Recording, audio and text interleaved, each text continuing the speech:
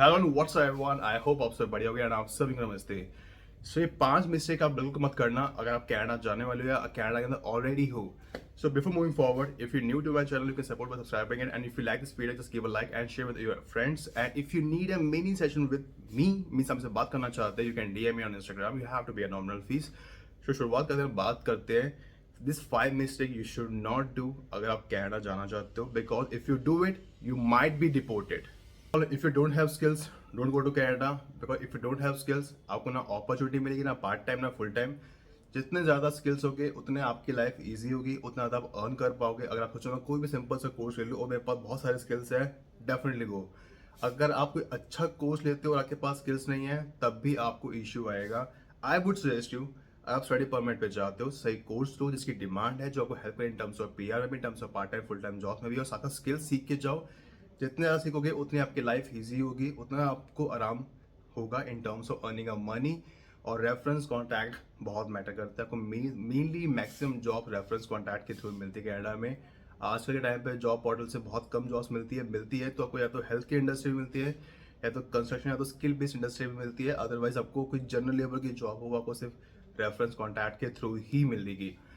एक चीज़ आपको मैं कहना चाहूँगा, इंडिया में 10 लाख से ज़्यादा इंजीनियर्स ग्रेजुएट होते हैं, उनमें से 25 से 30 हज़ार या मैक्सिमम 50 हज़ार के पास ही स्किल्स होते हैं।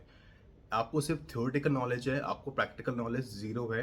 सो I suggest you, doesn't matter आप इंजीनियर हो, मैनेजमेंट वालों की तो वैसे कोई वैल्यू नहीं होगी, कोई औकात ही नहीं है। और आप सोचो कि मैं सप्लाई चेन कर लूँगा, इंटरनेशनल बिजनेस कर लूँगा, हेल्थ केयर, या मैं सेल्स मार्केटिंग में कर लूँगा, वो डिप्लोमा सर्टिफिकेट ग्रेजुएशन कर लूँगा, इससे मुझे आराम से जॉब भी मिल जाएगी। नहीं मिलेगी। इस चीज़ की वैल्यू इंडिया में भी नहीं है इतनी, इस चीज़ की वैल्यू कनाडा में भी नहीं है। अगर आपको लगता है कि ऐसा नहीं है तो अपने कुछ उनसे पूछो जिन्होंने इस चीज़ में स्टडी करी हुई है, उनको कितनी की सैलरी मिल रही है। 15,000, 20,000, 25, 35, 40 मैक्सिमम। अगर उनके पास स्किल्स है, टैलेंट है, उनको अच्छा खासा 3 साल का एक्सपीरियंस है, तब उनको 40-50 की मिल रही है। अदरवाइज सैलरी आजकल के टाइम पे नहीं मिल रही। इन्फ्लेशन बहुत ज़्यादा है और जॉब्स मार्केट बहुत डाउन है। देखो यार, आगे बढ़ने से पहले मैं उसमें कुछ स्किल्स के रिगार्डिंग बात करना चाहता था। ऐसे लोगों को फॉलो करोगे ना, जो आपको रील्स दिख रही है, ऐसे लोगों को फॉलो करोगे, लाइफ में कभी आगे नहीं बढ़ पाओगे। इंस्टाग्राम चलाना है चलाओ, यूट्यूब चलाना है चलाओ, एंटरटेनमेंट लेना है लो। अगर लाइफ में पैसे कमाने हैं, लाइफ आपको सेटल डाउन करनी है, आपको एक स्टैंडर्ड बनाना है, अपना क्वालिटी ऑफ लाइफ चाहिए, then you have to do something and you have to do hard work. अगर आप अपने आप को प्राउड करना चाहते हो, अपने पेरेंट्स को प्राउड करवाना चाहते हो, then you have to do something new, then you have to do something ऐसा जो लोग बाकी नहीं कर पाते हैं। जो प्लम्बर, मैकेनिक, कारपेंटर की डिमांड इंडिया में नहीं है, जिसको हम वैल्यू नहीं देते, वही कनाडा में लोग एक एक घंटे के 50-40 डॉलर अर्न करते हैं, $40 पर आवर, $50 पर आवर। मैंने ऐसे लोगों को जानता हूँ जो गैस फिटर कर देते, जो गैस ठीक कर देते, चूल्हा वूल्हा ठीक करते थे, they are charging $150 per hour, $150 per hour. और मैं कोई सस्कैचुअन और मैनिटोबा प्रोविंस की रिगार्डिंग बात कर रहा हूँ, ओंटारियो और ब्रिटिश कोलंबिया में तो और भी महंगा है। So this is the truth, you should have a skills. दूसरी चीज़ है, देखो यार, एक जो बहुत सारे बच्चे ऐसे होते हैं स्टडी परमिट पे जाते हैं, स्टडी परमिट उनको एक बहाना है, असली मकसद पीआर बहाना है। उनका मेन मोटिव ये होता है कि हमें स्टडी परमिट पे जा रहे हैं लेकिन हमें ना काम करना है, हमें आवर्स मिल जाए, हम काम कर ले, पैसा कमा ले, हम अपनी फीसें पूरी कर ले, हमने जो अपने पे इन्वेस्टमेंट की उसका रिटर्न मिल जाए, अपनी फैमिली को सपोर्ट कर ले, हम अपनी ख्वाहिशें पूरी कर ले, हम अपने रेंट एक्सपेंसेस, ग्रॉसरीज खरीद ले, गाड़ी का इंश्योरेंस, गाड़ी की ईएमआई पे कर पाए। अगर आप स्टडी को सीरियसली नहीं लोगे ना, तो स्टडी आपको भी सीरियसली नहीं लेगी और आपकी आएगी बैक। आपको एग्जाम फिर रीअपियर करना पड़ेगा। हर हर कोर्स का 3 क्रेडिट पॉइंट्स होते हैं। आप फेल हो जाओगे, आपके 1,000-1,500 वहाँ पे जाएगी, फीस पे करोगे, आप उसकी रीअपियर करोगे, फिर आप फीस पे करोगे, फिर उसके लिए तैयारी करोगे, आपका टाइम वेस्ट और होगा। तो इसलिए सबसे मोस्ट इम्पॉर्टेंट चीज़ है अपनी एजुकेशन को, अपनी स्टडी को, जो भी कोर्स आपने लिया है उसको सीरियसली लो। सीरियसली नहीं लोगे तो आपके लिए इशू क्रिएट होगा और आपको पीआर के टाइम पे भी आपको इशू क्रिएट करेगा। तीसरी मोस्ट इंपॉर्टेंट चीज़, देखो यार, कनाडा में अभी के टाइम पे जॉब्स मिलना बहुत मुश्किल है, चाहे वो पार्ट टाइम हो फुल टाइम हो, until unless if you don't have skills. अगर आप कैश में भी जॉब करते हो, मैं आपको एक अपना पर्सनल एक्सपीरियंस बता रहा हूँ मैंने तो कभी नहीं किया कभी कैश में जॉब, मैं उन दूसरों को बता रहा हूँ। कभी भी कैश में जॉब करते हो, first of all it's illegal, if you caught you will be deported. अगर आप करते भी हो तो just to earn more money, या को नहीं मिल रहा सिन पे जॉब, सोशल इंश्योरेंस नंबर पे आपको जॉब नहीं मिल रही है, मेरे को कैश पे जॉब करनी है, चल, क्योंकि बहुत सारे एम्प्लॉयर्स ऐसे होते हैं जो टैक्स बचाने के चक्कर में आपको कम वेजेस पे देते हैं, लेकिन वो कैश में जॉब देते हैं। अगर आपको कैश में जॉब मिल रही है, never ever say to anyone else.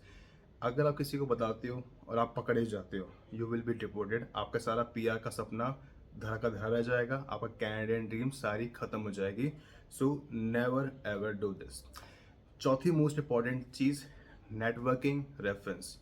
Networking reference plays a crucial role. अगर आपके पास नेटवर्किंग रेफरेंस नहीं बनाते हो, आप कॉन्टैक्ट्स नहीं बनाते हो, आपको ये बहुत इशू क्रिएट करेगा इन टर्म्स ऑफ जॉब में भी, in terms of any kind of help. जो आप, अगर आप कनाडा के अंदर हो, किसी भी तरह की हेल्प चाहिए हो, नेटवर्किंग और contact plays a very crucial role. Doesn't matter wherever you live in Canada, कोई भी प्रोविंस में हो, कोई भी टाउन में, विलेज में, लोकेशन में, make sure you should have a good communication skills. Network contact जरूर आना, और अपनी शर्माहट को, बेशर्मी को ख़त्म करना, बेशर्म बनना, गलत मत करना, लेकिन don't be shy, talk to people, explore things.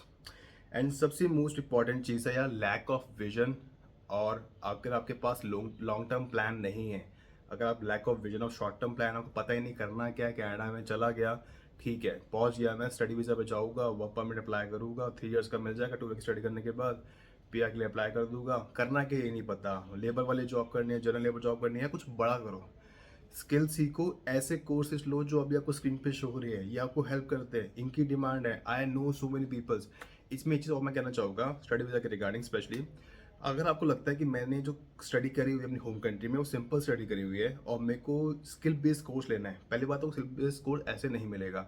या तो आप इन स्किल बेस्ड कोर्स में एक्सपीरियंस गेन करो ऑन पेपर्स, या आप ऐसी कोई स्टडी करो स्किल बेस्ड में, चाहे वो 6 महीने की हो या 1 ईयर की हो, चाहे आप पर्सनल हेल्थ केयर में भी करते हो, केयर गिवर्स में भी करते हो, उसके बाद आप कनाडा जाते हो, स्टडी परमिट पे जाते हो और ऐसे कोर्सेज को चूज करते हो, तो फर्स्ट ऑफ ऑल आपकी जो अप्रूवल है वो बहुत हाई है, आराम से अप्रूव भी होगा।